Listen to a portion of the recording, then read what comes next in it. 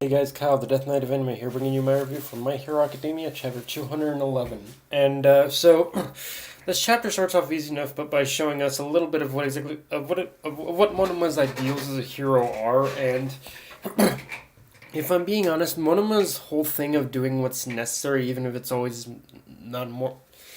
it isn't always morally right, is kind of jives a little with I suppose you could say a lot of my own beliefs that I've adopted over the years, like pretty much mainly because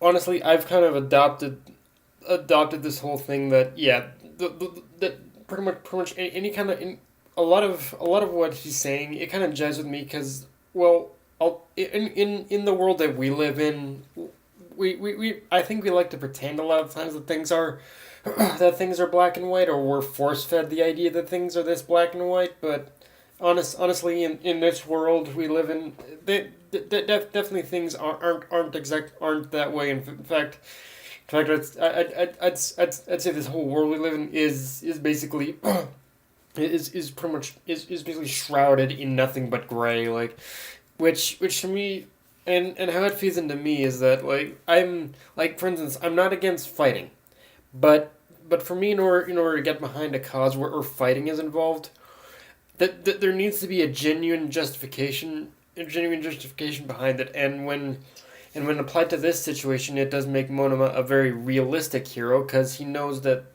he knows that in a lot of situations we can of course be faced with situations where the line between good and evil is, it a lot of the time does intersect, and we are forced to make decisions that are sometimes inherently evil in order to that might be seen as inherently evil in order to do what's actually right. It is very much, it is very, like I said, it just kind of shrouds, like, Monoma's whole ideals. They just kind of shroud everything in gray, and I just love that, because it honestly, it's what Monoma's saying. A lot of what Monoma's saying, it strangely makes us human. It's the defining characteristic that makes us human. We're never black and white evil. We're just doing what we, of course, we as humans pretty much believe is the right thing to do a lot of the times. and and Monoma just, he takes that and just applies it to how he feels a hero should act. So it's interesting for sure. um I dare say, if he was part. In fact, I dare say his whole philosophy almost jives a little with maybe with heroes like Batman and whatnot. Almost, it's really weird. um, and yeah, from there, the rest of the chapter was focused on Deku's power going berserk, and like I said last chapter, I do think that there is a strange amount of irony to the fact that it's only after he started controlling this power that it starts consuming him. All, but aside from that, like the main like I said, the main focus on the chapter was on Deku going berserk, but but the strange thing for me is that even though it was focusing on that, I don't think we strangely didn't progress all that much, even with focusing on this, because I thought, or at least as much as I thought, because I half expected we'd get a bit of a glimpse of the Man in Black, but I guess since we I guess it's one of those things where, or we already have a bit of an educated guess of what's going on, but based on Midoriya's dream, and now in this case, the only, so just kind of using a bit of deduction there, since we already know. I guess the only problem now would be contain this little outburst, which, yeah, based on what we're seeing, it does appear like Midoriya is being physically, is being pulled into his own dream world again, which does kind of reinforce that this gateway, or whatever it is going to help, is inevitably I'm not sure right now, but definitely somewhere down the line, it is gonna help. It is gonna inadvertently help pretty much help with a bit of a jailbreak of basically of helping all for one, and and the biggest clue, and to me the biggest clue in on that this is gonna help, that whatever's going on with Izuku is gonna help all for one, is the choice of lettering that Horikoshi chose to write in on a single page in this chapter. Like there was a page where we see that he combined black letters with with basically a bit of a red outline, and stuff like that. Stuff like that in traditional comics has been used to give an indication of something evil. So in this, so just based on that one page alone, you can definitely tell that something is definitely in the works, and how it's and how Izuku is going to be a bit of a pawn in basically in I guess a giant game that and I guess in some kind of game that All for One has, I guess you could say. Now the biggest question mark for me in all this is what exactly, like, we basically see in the chapter, by the end of the chapter, that pretty much that Uraraka has jumped on board, has jumped on top of Izuku, has jumped on Izuku in order to try and contain the mess.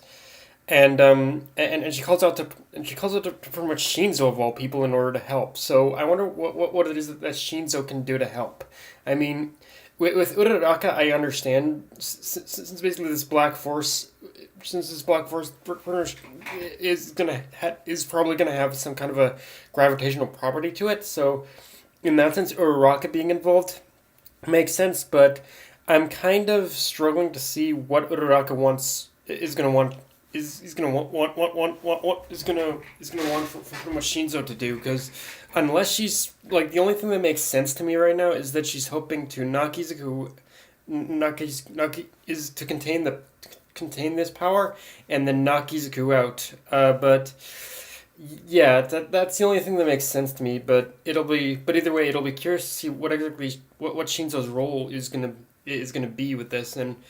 And also, I will say, so far my little prediction about what's going on with basically Aizawa finding out, it seems to be coming true, because it seems of Aizawa finding out Izuku's secret seems to be coming true, because with basically everything, with all the chaos that's going on in this chapter, like you definitely know that basically Aizawa, he's probably going to try and downplay it to everyone else, but you know that after this, Aizawa, he's going to demand answers after this. Like he wants to know what the hell is going on with Izuku's quirk, and at that point, I think All Might is going to have to tell him the truth of what Izuku's quirk is.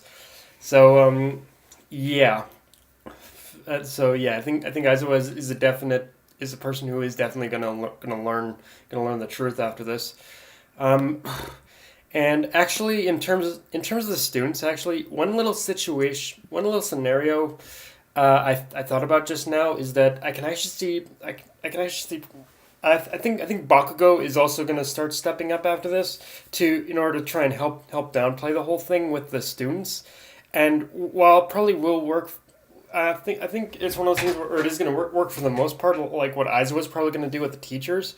But unlike the teachers, I think Ochiko and Ida are going to demand answers after this as well. Like like I said, I think majority of students are gonna take Bakugo down, playing it with pretty much an okay, we'll let it slide. But with Ida and Ochiko, I think, yeah, with Ochiko especially getting involved with this, I think she's pretty much gonna want answers for sure about what the hell happened. And yeah, at that point, at that point, yeah, I think All Might is also gonna have to force himself in order to tell them as well. And yeah, this as a whole, this chapter, what I think it did is that it just set up a lot that I feel is inevitably is probably is going to be a bit of a is going to happen eventually. Like with I think like for instance of Aizawa and Aizawa, Nochiko, and more than likely Ida as well. Like I think they're all going to learn like of what's going to happen. Like that it just kind of reinforced what I think is going to happen now too. So yeah. But yeah, guys, that's my review. If you enjoyed the video, like, comment, subscribe, follow me on Twitter, Facebook, and Mr. Crunchyroll. Death and Night on me. Signing off. Later, guys.